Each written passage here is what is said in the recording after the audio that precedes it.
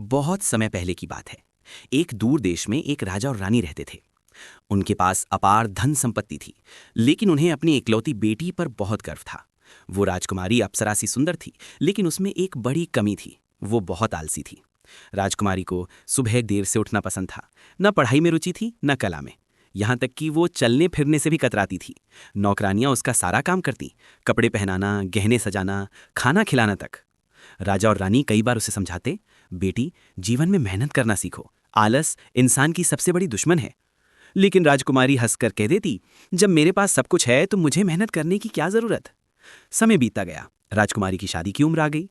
पड़ोसी राज्य के राजकुमार ने विवाह का प्रस्ताव रखा। राजमहल में खुशी का माहौल छा गया। लेकिन राजकुमार ने एक शर्त रखी, मैं ऐसी राजकुमारी से विवाह करूंगा जो मेहनती और बुद्धिमान हो। केवल सुंदरता से ही जीवन नहीं चलता। राजा और रानी घबरा गए। उन्हें अपनी बेटी की आदतों का पूरा पता था। उन्होंने राजकुमारी को चिताया, यदि तुमने अपने आलस्य को नहीं छोड़ा तो तुम्हारा विवाह टूट जाएगा। राजकुमारी ने लापरवाही से कहा, अगर उसे मुझसे इतना ही परहेज है तो ना सही। समय आया, राजकुमार राजमहल पहुंचे। वहां राजकुमारी की परीक्षा लेने के लिए उन्होंने कहा, राजकुमारी, मैं चाहता हूं कि आप मेरे साथ मिलकर एक थाली में खाना बनाएं और कक्ष सजाएं।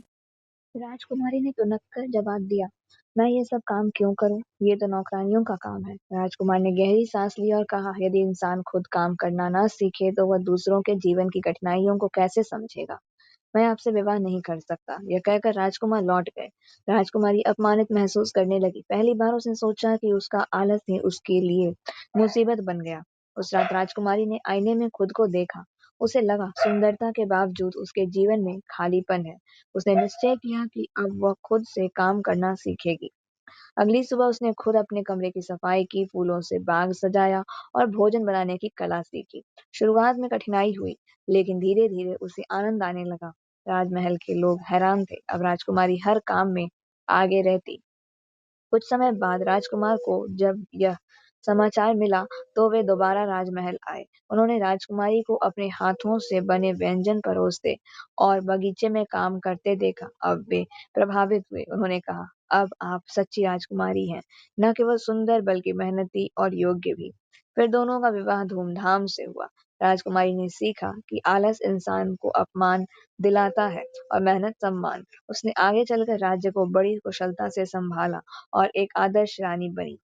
इस कहानी से हमें यह सीख मिलती है कि सुंदरता जो है वो क्षणिक है, पर मेहनत और कर्मठता ही सच्चा सम्मान दिलाती है। आलस मनुष्य को पीछे धकेलता है, जबकि परिश्रम सफलता और सम्मान की कुंजी है।